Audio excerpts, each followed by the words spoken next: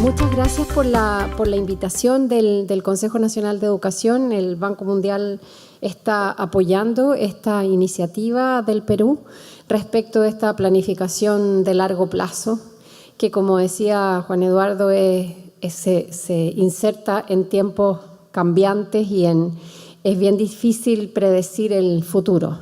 Pero pienso que es un ejercicio bien ejemplar, en América Latina al menos, de cómo el Estado, el Gobierno, el Ejecutivo y el Consejo Nacional de Educación hacen un esfuerzo por sumar actores a una discusión que es estratégica para el desarrollo del país y de las personas.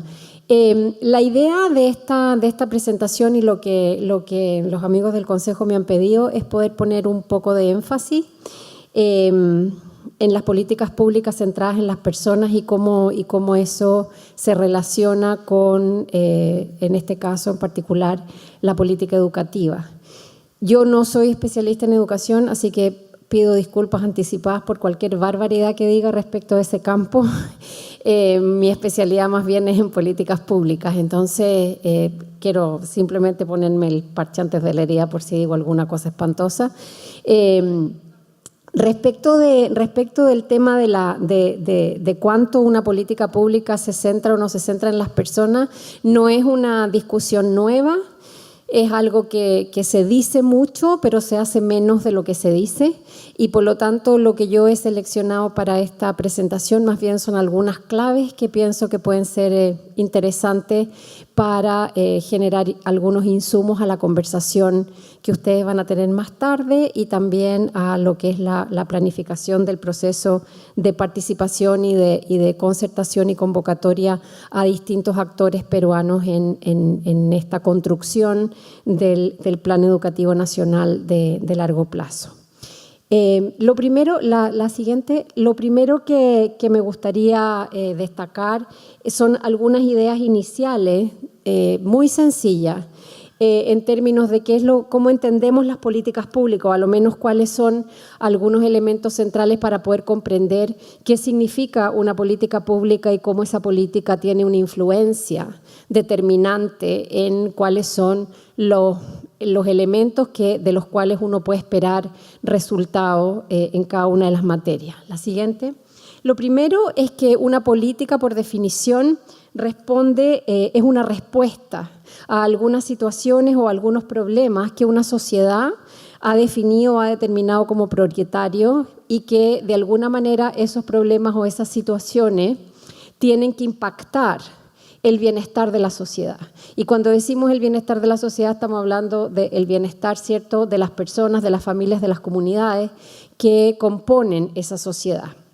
Y por lo tanto, si nosotros entendemos las políticas públicas como una respuesta del Estado frente a una situación o a un problema que es necesario abordar, entendemos entonces la política pública como un instrumento que permite, ¿verdad?, organizar respuestas que sean coherentes y que sean pertinentes a esas necesidades. Una política pública en general uno la puede caracterizar no solo como el documento específico que se llama política o el plan específico, sino que más bien como el conjunto de las normas, las medidas, las intervenciones, los programas, los proyectos que están destinados a conseguir un conjunto de resultados, pero que además se dan en un determinado marco de referencia. Una política pública, por definición, tiene una opción valórica a la que responde y por eso uno encuentra que frente al mismo problema pueden darse políticas públicas de contenido muy diferente y que la diferencia principal es cuál es la orientación valórica que está detrás. Entonces, frente a un problema X, distintas orientaciones valóricas pueden diseñar respuestas que son distintas y que apuntan a la misma situación. Es corriente ver este tema en las transiciones gubernamentales, cuando un gobierno de una orientación le sigue un gobierno de otra orientación, el objetivo que quieren alcanzar es el mismo, La declaración acerca de lo que se quiere lograr es la misma, pero el camino y la vía por la cual eso se quiere lograr es completamente distinta. Y por eso hay cambios que son a veces muy significativos respecto de una administración y la siguiente. Y eso creo que es algo importante de tener en consideración. La siguiente. Adicionalmente, cada política, entendida de esta manera, tiene una, o debería tener, una estructura de gobernanza. De hecho, todas la tienen. Entendida por la gobernanza la forma de organizar la provisión de los servicios y la provisión, digamos, de las prestaciones que esa política tiene. Y esa estructura de gobernanza está asociada a un conjunto de recursos, entendido por recursos, un concepto más global, humanos, materiales, financieros, institucionales. Los recursos no solo es el dinero, sino que hay muchos otros recursos que se ponen en juego en la operación de una política. Y esta estructura de gobernanza y estos recursos se tienen que articular de una determinada manera para que la implementación de la política permita que se cumpla con esos resultados. No es poco corriente, y depende de los países, cuánto énfasis más se le pone al diseño que a la implementación, por ejemplo. Hay países que invierten una cantidad importante del tiempo en el diseño de la política y después la implementación es como a las carreras. Y resulta que en el juego, diseño y implementación de una política, una no muy buena política se puede arreglar con una buena implementación y por el otro lado una excelente política se puede caer por una mala implementación. Y en ese sentido, el poder de la implementación de las políticas es muy importante y no siempre está adelante en las conversaciones. Por otro lado, las políticas tienen temporalidades, tienen una vigencia en el tiempo y debieran estar sujetas a constantes procesos de perfeccionamiento. Como se veía en la presentación anterior, con estos cambios vertiginosos y con esta forma tan rápida en que las cosas ocurren y cambian, una política, por más que tenga un horizonte temporal largo, tiene que estar sujeta a procesos recurrentes y digamos, constantes de revisión y perfeccionamiento. No hay que esperar a que termine el plazo para que entonces uno reconstituya la escena y diga, ok, ¿y ahora qué hacemos? Hoy día los plazos son muy cortos y hay que incorporar en la propia política y en el diseño de la política fases en las cuales la política se revisa, se monitorea, se hace seguimiento y se readecúa a los cambios en el contexto. Y por otro lado, las políticas públicas están sometidas a todo tipo de mecanismos de control, escrutinio y rendición de cuentas. El gran fantasma de las políticas públicas es la Contraloría General de la República, o como se llame en el Perú. Son unos fantasmas que tienen los diseñadores de política, ¿verdad? Esto, ¿qué va a decir la Contraloría? ¿Qué va a decir la Procuraduría en otros países? Pero ese es parte del contexto, eso no es porque haya alguien malo que nos quiera controlar, sino que las políticas públicas tienen que responder de cara a la sociedad. Las políticas públicas administran recursos que son de todo el país y por lo tanto son mucho más exigentes en términos de escrutinio y control que son los recursos privados. Y en ese sentido hay una responsabilidad muy grande de aquellos que son ejecutores de políticas públicas porque administran la plata de todo un país y tienen que responder con eso. Y por eso que creo yo que en parte la corrupción en el sector público suena siempre mucho más dramática que la corrupción en el sector privado, y todos sabemos que para que haya alguien corrupto tiene que haber un corruptor, y la corrupción es una relación, no es alguien malo solamente. Y en ese sentido las políticas públicas están mucho más expuestas a este control y a este escrutinio. En ese marco muy, muy sencillo y muy obvio, ¿cuáles serían las principales, la siguiente por favor, cuáles serían las principales características que tendríamos que ver en lo que vamos a llamar por ahora políticas centradas en las personas? Pasa la siguiente, por favor. ¿La siguiente? Gracias.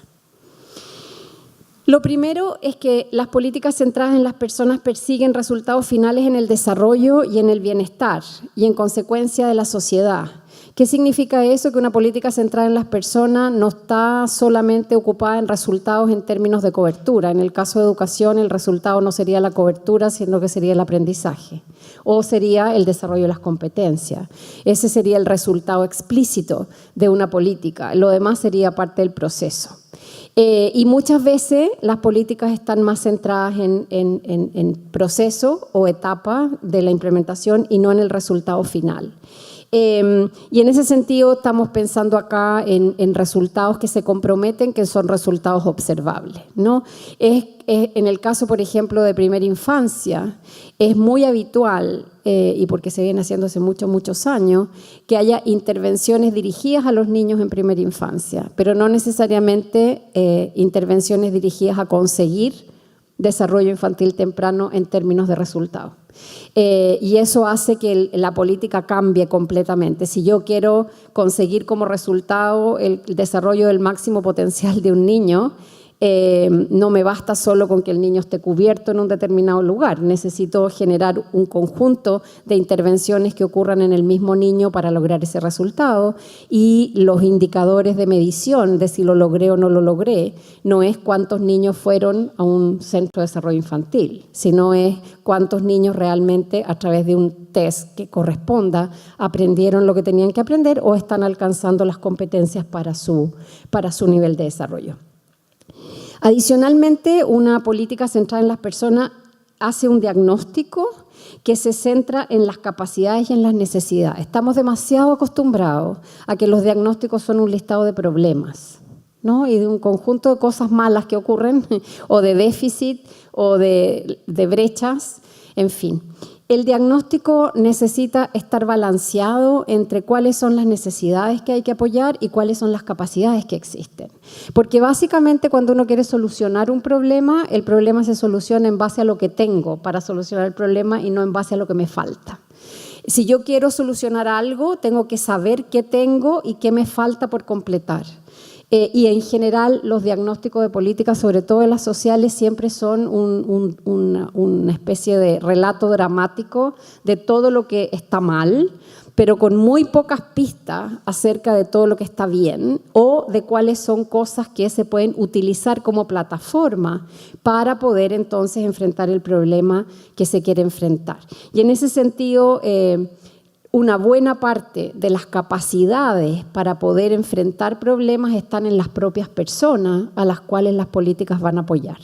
Y no siempre vemos eso. ¿Cuáles son las capacidades de las familias? ¿Cuáles son las capacidades de los niños? ¿Cuáles son las capacidades de los adultos? Eso se ve poco en términos de los diagnósticos. En tercer lugar, este tipo de políticas toman en consideración muy seriamente, no solo como declaración, el contexto en el cual las personas se desenvuelven y se desarrollan. Y en ese sentido tienen una exigencia muy fuerte de pertinencia, que no es solo la pertinencia cultural, o digamos, más clásica, sino que es necesario que las respuestas que una política ofrece efectivamente encajen bien con las características del contexto donde esa política se va a insertar. Y por eso llamados a reconocer el contexto local, entender cuáles son las capacidades que tienen las autoridades locales para poder enfrentar problemas, fortalecer esas capacidades, es parte de situar una respuesta del Estado en un contexto específico que potencie, ¿verdad?, la capacidad de responder adecuadamente. Pero adicionalmente, una política centrada en las personas ofrece o se compromete con algunos servicios, pero que tienen que llegar a tiempo. Las políticas, cuando se diseñan, hacen muchísimas ofertas. Y estoy hablando de las políticas, no de los programas presidenciales, que hacen más ofertas. Pero cuando se pasa del programa presidencial con las ofertas a la política específica que va a ayudar a cumplir esa oferta, seguimos haciendo promesas. Y está bien, porque hay que prometer. El punto es que si yo prometo servicios, esos servicios tienen que llegar en calidad y tienen que llegar a tiempo. Porque si no, pasamos mucha parte dando disculpas. porque no se puede, porque no me llegó la plata del MEF, porque no me entienden, porque no funciona, etcétera, etcétera. Entonces ahí las políticas se juegan mucho en términos de cuánto los servicios que se comprometen las prestaciones que se comprometen efectivamente se instalan en el momento que es necesario. Y en ese sentido, no vamos a hablar ahora de eso, pero hay una gran cantidad de desafíos en términos de la sincronía entre unas políticas y otras, ¿verdad? Yo no puedo llegar en una política, por ejemplo, de inserción laboral, yo no puedo llegar con el cupo de la inserción laboral si no he pasado por el proceso de capacitación. Y como una institución hace capacitación, la otra hace inserción laboral y no se hablan, entonces las personas quedan en ciertos limbos entre una política y la siguiente. Y por último, hay criterios de calidad, de los cuales también hablamos mucho en términos de concepto, de que las políticas tienen que ser de calidad, pero no es demasiado frecuente que las políticas tengan un conjunto declarado y claro de estándares exigibles de servicio. Cuando uno quiere hacer participar a los usuarios, clientes, beneficiarios, con las distintas palabras que se ocupan respecto de las personas, cuando uno quiere hacerlos participar en la política, uno de los elementos centrales de eso es que las propias personas sean vigilantes de la calidad de los servicios que se ofrecieron. Porque uno hace una oferta con unos ciertos criterios de calidad y tiene que estar permanentemente preguntándose si se están cumpliendo o no con esos criterios de calidad que se ofrecieron, y es una responsabilidad pública cumplirlo. La siguiente. Aunque esto parezca completamente obvio, tiene implicaciones en términos del diseño de políticas centradas en las personas. Lo que quiere decir esta gráfica súper sencilla es que estamos hablando de una política centrada en las personas, es una política que considera a la persona en sus circunstancias. Y las circunstancias de las personas son diferentes, son diversas. Y por lo tanto la familia, la persona está en una familia, cualquiera esta sea, con la diversidad que conocemos. Esa familia se instala en ciertas comunidades y las políticas públicas lo que hacen o lo que tendrían que hacer es apoyar cada una de estos actores, pero además la interrelación entre esos actores. Si nos vamos a específicamente la persona, les quiero mostrar, no se preocupen, la siguiente, no se preocupen, no vamos a ir en detalle con esto, pero una de las herramientas más valiosas en términos de pensar políticas centradas en las personas es la idea del ciclo de vida. Lo usa muchísimo salud, lo usa educación, se usa la lógica del ciclo de vida.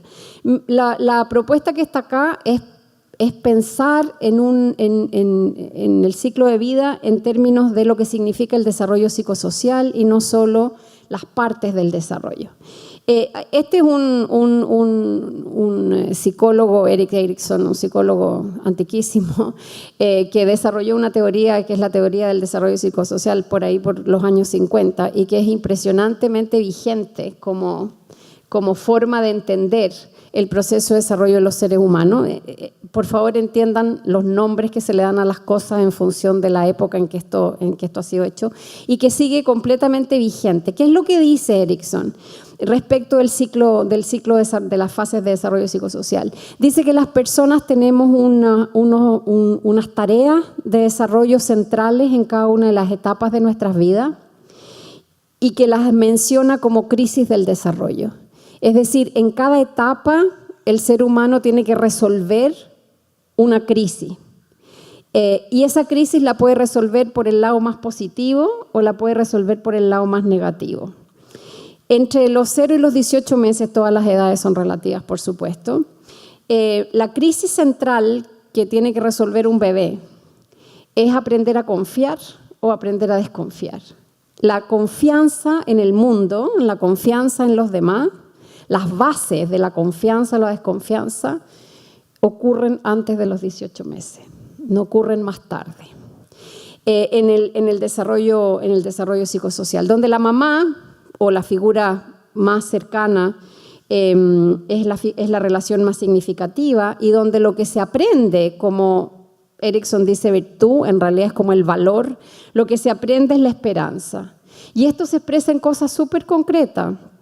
Un niño no puede resolver su crisis de confianza si cuando llora nadie lo atiende. O el niño no puede, ¿no es cierto?, resolver su crisis de confianza si cuando expresa una cierta necesidad no hay nadie a su alrededor. Ahora eso se llama apego seguro, ¿cierto? Que es una cosa bien antigua, pero que ahora tiene ese nombre.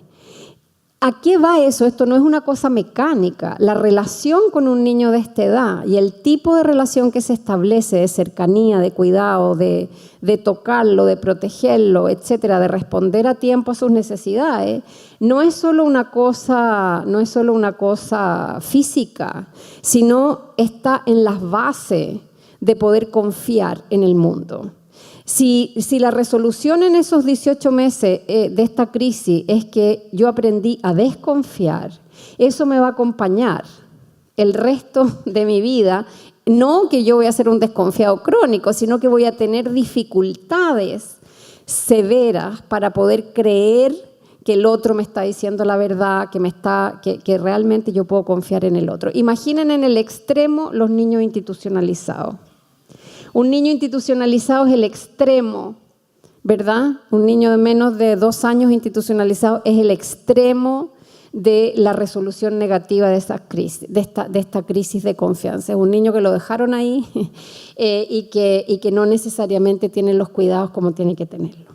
Si seguimos a la niñez temprana entre el año y medio y los 3 años, el proceso principal que uno como ser humano aprende ahí es a ser autónomo o que uno tenga esta vergüenza o duda, y donde los padres, papá y mamá o las figuras significativas adquieren más importancia. ¿Cómo es eso?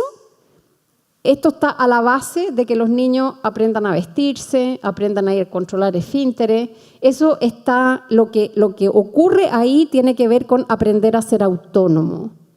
Y así podemos seguir en adelante, no los voy a aburrir con esto, pero si uno revisa las etapas en las cuales esto se relaciona directamente con el sistema escolar, ya no con la educación como proceso global, porque la educación ocurre en todas partes y en todos los contextos. Si ustedes se fijan de 3 a 5, de 5 a 12, de 12 a 18, más o menos como edades, se aprenden competencias y se resuelven crisis que son de tremenda importancia para el futuro. Entre los 3 y los 5 años, todo lo que significa jugar, aprender, etcétera, etcétera, moverse, en realidad está la esencia de valorar la iniciativa. El niño que se lo deja hacer en el buen sentido con límite y que puede tener iniciativa es un niño que le va a ir mejor, versus el niño que trata de dar un paso y la mamá le dice, te vas a partir la cabeza, ¿cómo te subes en ese...?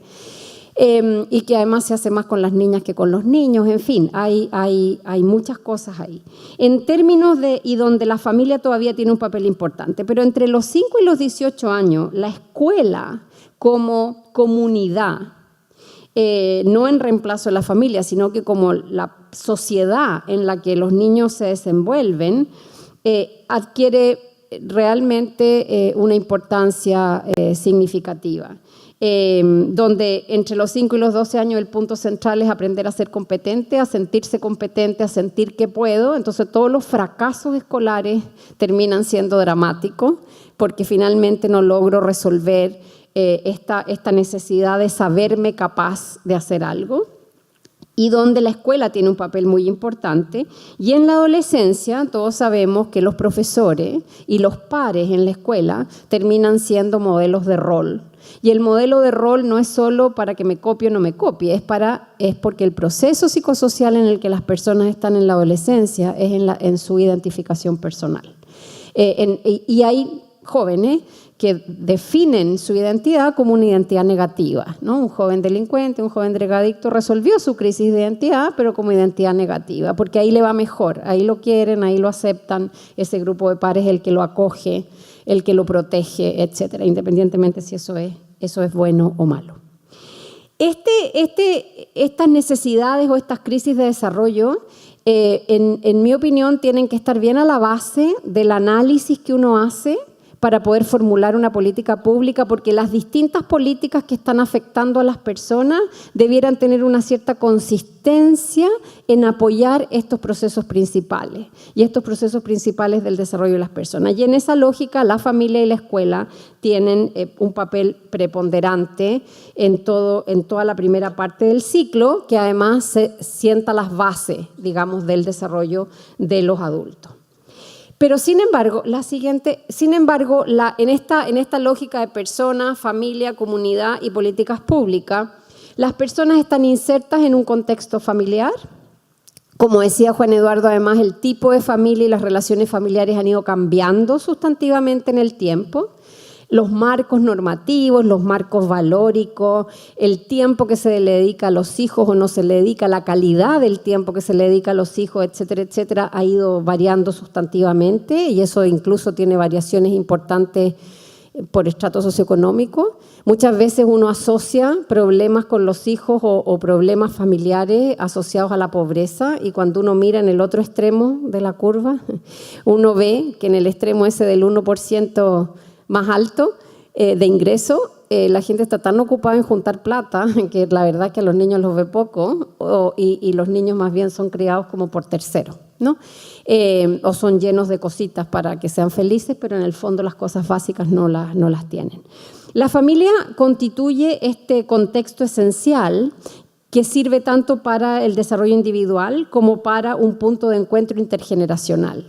La familia, por definición, es un constructo social donde coexisten, conviven y se relacionan distintas generaciones. Y ahí hay un aprendizaje, pero para que eso ocurra se tienen que relacionar. Entonces, políticas laborales que atentan contra el balance familia-trabajo no están ayudando, ¿verdad?, mucho a que esta conversación intergeneracional ocurra. No sé, la distancia que recorren los niños para ir al colegio en la mañana, cuando viajan 1 hora y media para ir al colegio, el colegio está estupendo, está muy bien, de muy buena calidad, pero el niño llegó agotado después de 1 hora de viaje, ¿no? Es un tiempo que está medio perdido. En fin, hay elementos que es necesario tomar en cuenta. Y la familia, a su vez, tienen en tanto familia un determinado ciclo de vida también. Es muy distinta una familia solo con niños pequeños, a una familia que tiene niños de distintas edades, o a una familia que tiene solo adolescentes. Y cuando un maestro se encuentra en la escuela con un niño y conoce y no se pregunta acerca de cuál es el contexto familiar de ese niño, puede estar bastante limitado en su comprensión de qué es lo que le está pasando al niño, ¿no? Por qué el niño se comporta de esta manera, etcétera, etcétera. Y por lo tanto, el ciclo de vida en el que se encuentran las familias es algo también importante de tomar en consideración cuando se formulan políticas que promueven una relación con la familia y utilizan la familia como un recurso programático para las políticas. Muchas veces hacemos normas o hacemos programas que requieren de una participación muy activa y suponen una participación muy activa de la familia, y no nos preguntamos si eso que estamos inventando es posible que las familias lo hagan. Con el ritmo de trabajo que tienen, con las distancias que tienen que recorrer, hay cosas prácticas que no siempre tomamos en consideración. La siguiente. En el tercer círculo concéntrico está la comunidad, y cuando digo comunidad estoy hablando no solo de la comunidad física del barrio, sino que también de la escuela como una comunidad. La escuela es una comunidad y hay muchas otras comunidades. Es un entorno tanto físico como de relaciones humanas, en el cual las personas y las familias se desenvuelven y desarrollan la vida cotidiana. Esa vida cotidiana es algo que ocurre situado en algún lugar y en algún contexto. Y sabemos que las características de esa comunidad y el funcionamiento de esa comunidad influye tanto positiva como negativamente en que las condiciones para el desarrollo sean favorables o desfavorables. Entendiendo que hay que apoyar a las personas en su desarrollo, y a las familias, la comunidad debiera servir para apoyar las funciones principales que tienen las familias de cuidado, afecto, protección y seguridad. Una comunidad saludable y nutritiva, no desde el punto de vista de la salud física, sino que de la salud, digamos, más integral, Es una comunidad, la escuela, el barrio, donde los miembros de esa comunidad se sienten seguros, están orgullosos de pertenecer a ella y las relaciones se desarrollan en un marco de valores que son relativamente compartidos. Mi opinión personal es que esto ha ido perdiéndose con el tiempo, había mucho más de esto antes, ahora hay menos, somos más individualistas y no estamos entendiendo que el entorno que nos rodea nos afecta significativamente. Una escuela inserta en una comunidad de alta delincuencia o una familia, esta es una cadena, ¿no? No importa que mi familia sea súper perfecta, pero si yo estoy en una escuela que no me acoge o estoy en una comunidad que es violenta, de alguna manera lo que yo tengo que hacer en la familia es más protección, más esconderme, más no meterme con otros, etcétera, porque me estoy protegiendo del entorno más que utilizando el entorno. La siguiente. ¿Cuál es el papel de las políticas públicas entonces en este marco del contexto de lo que significa la relación entre personas, familias y comunidades? Las políticas, como decía al comienzo, expresan una visión del tipo de sociedad al que se aspira. Y cuando digo visión estoy hablando de un cierto marco ético, valórico. O sea, una política cuando uno... yo he tenido la fantástica oportunidad de trabajar en distintos países y cuando leo los documentos de las políticas me doy cuenta que aunque digan cosas parecidas, en realidad se orientan por marcos valóricos y por marcos éticos que son distintos. Y de alguna manera la forma que la política expresa su expectativa dan cuenta del tipo de sociedad que se quiere lograr. Son instrumentos de apoyo al desarrollo de las personas, de las familias y las comunidades y por lo tanto una pregunta crucial cuando uno se enfrenta a una política es cuánto esa política está colaborando con el desarrollo de las personas, de la familia y el soporte de las comunidades. ¿Cuáles son las tareas de estas políticas en este marco? Generar oportunidades, poner a disposición recursos, asegurar que los ciudadanos desplieguen sus capacidades y por lo tanto las reconozcan. Mucha gente no sabe todas las capacidades que tiene porque, como decía, estamos centrados en los problemas. Alcancen niveles progresivos de bienestar. El bienestar no ocurre de un momento para otro, es un proceso progresivo y además cuando yo logré un cierto nivel quiero pasar al siguiente y al siguiente y al siguiente. Por lo tanto, uno nunca termina de esta progresión en el bienestar y además necesitamos que las políticas contribuyan al progreso de la sociedad. No son aislados, no son un asunto sectorial. Lo que haga la política de educación necesariamente va a influir en las demás políticas y viceversa.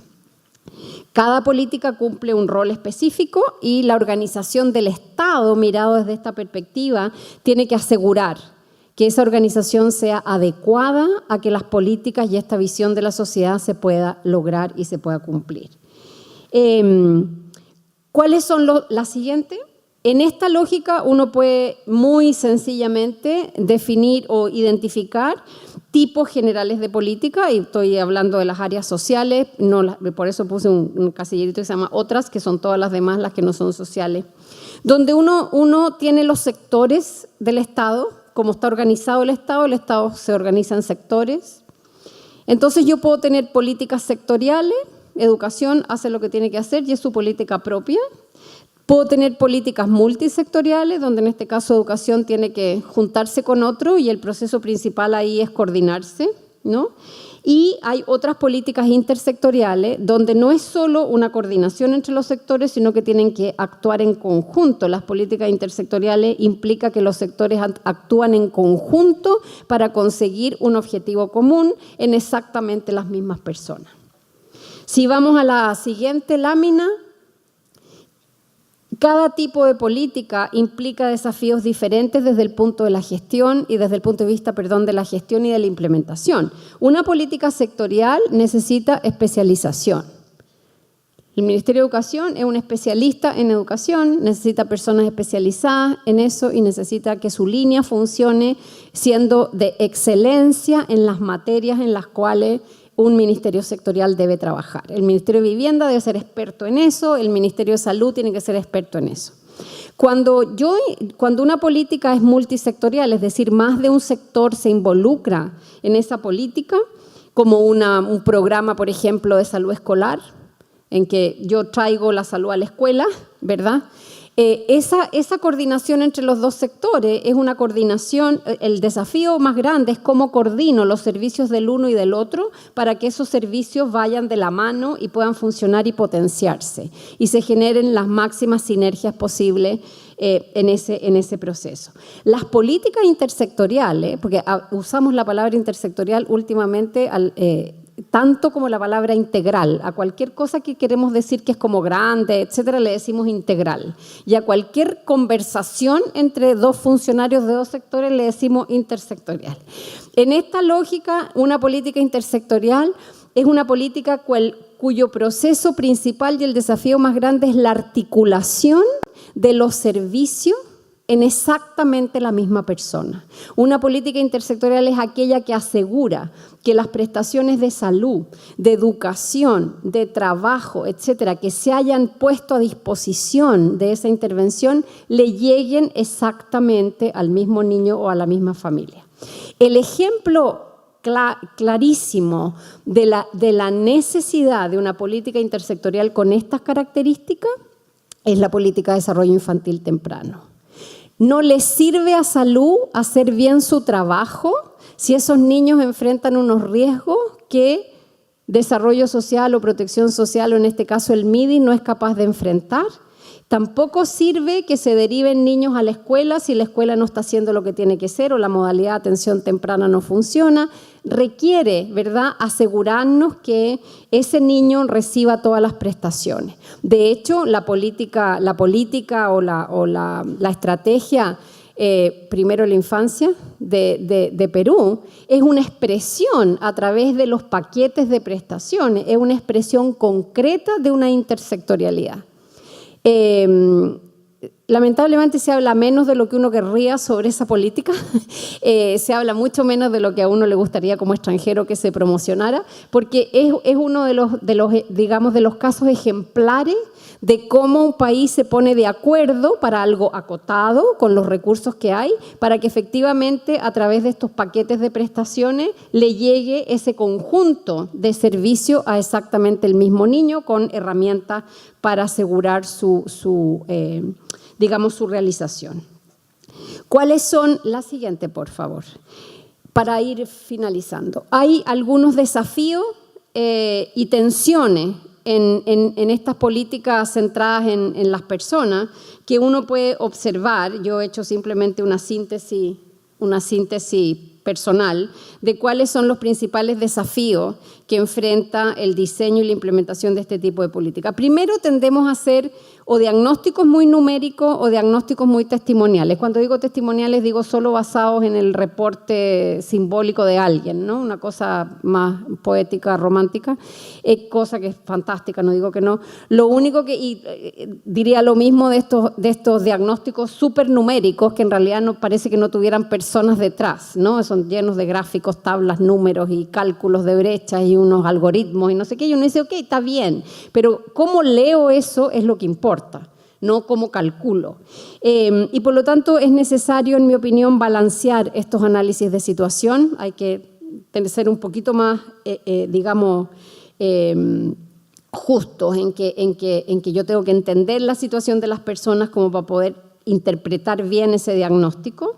La realidad siempre supera en complejidad estos análisis objetivos, cuantitativos y cualitativos, y por lo tanto es necesario conversar un poco más. Cuando uno analiza un problema, tener también a la vista cuál es la perspectiva del que tiene el problema. Hay toda una tendencia nueva en políticas públicas que es usar el instrumento de los viajes de usuario, que es una cosa que viene del marketing, pero ajustado a políticas públicas. Es bien interesante cuando uno recupera el viaje de un potencial usuario, cómo se da cuenta que lo que yo estoy proponiendo en realidad no encaja en cómo esa persona transita, ¿verdad?, por un problema. Y por otro lado, cuando yo quiero evaluar servicio y veo que es todo lo que tiene que hacer la persona para acceder al servicio y todo lo que tiene que hacer el funcionario para proveer el servicio, y uno compara esos viajes de usuario, se encuentra con realmente cosas increíbles de ineficiencia, trámites, papeles, tiempos, etcétera, que solo desincentivan digamos, la consecución de los resultados. Y hay una cierta tendencia a como hacer como que se escucha a las personas y una desconfianza grande tanto de la tecnocracia como de los ciudadanos. Hay muchos procesos participativos que se observan que en realidad tienen más cara de rito que de, digamos, de ritual de participación que realmente de participación y de vinculación. Por eso que yo pienso personalmente que esta experiencia que está iniciando el Consejo en términos de consultas es una experiencia fantástica en términos de realmente poder juntar con tiempo visiones distintas y llegar a algo que sea lo más concertado posible. El ejemplo clarísimo de la necesidad de una política intersectorial con estas características es la política de desarrollo infantil temprano. No les sirve a salud hacer bien su trabajo si esos niños enfrentan unos riesgos que desarrollo social o protección social, o en este caso el MIDI, no es capaz de enfrentar. Tampoco sirve que se deriven niños a la escuela si la escuela no está haciendo lo que tiene que ser o la modalidad de atención temprana no funciona.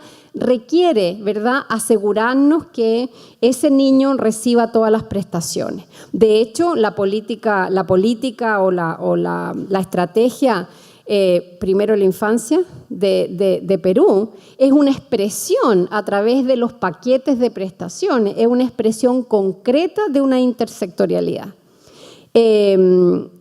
Lamentablemente se habla menos de lo que uno querría sobre esa política, se habla mucho menos de lo que a uno le gustaría como extranjero que se promocionara, porque es uno de los casos ejemplares de cómo un país se pone de acuerdo para algo acotado con los recursos que hay, para que efectivamente a través de estos paquetes de prestaciones le llegue ese conjunto de servicio a exactamente el mismo niño con herramientas para asegurar su realización. ¿Cuáles son? La siguiente, por favor, para ir finalizando. Hay algunos desafíos y tensiones en estas políticas centradas en las personas que uno puede observar. Yo he hecho simplemente una síntesis personal de cuáles son los principales desafíos que enfrenta el diseño y la implementación de este tipo de política. Primero, tendemos a hacer o diagnósticos muy numéricos o diagnósticos muy testimoniales. Cuando digo testimoniales, digo solo basados en el reporte simbólico de alguien, ¿no? Una cosa más poética, romántica, cosa que es fantástica, no digo que no. Lo único que, diría lo mismo de estos diagnósticos súper numéricos, que en realidad no parece que no tuvieran personas detrás, ¿no? Son llenos de gráficos, tablas, números y cálculos de brechas y unos algoritmos y no sé qué, y uno dice, ok, está bien, pero cómo leo eso es lo que importa, no cómo calculo. Y por lo tanto es necesario, en mi opinión, balancear estos análisis de situación. Hay que ser un poquito más, justos en que yo tengo que entender la situación de las personas como para poder interpretar bien ese diagnóstico.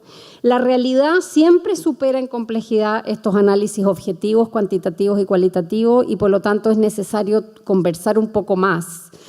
Cuando uno analiza un problema, tener también a la vista cuál es la perspectiva del que tiene el problema.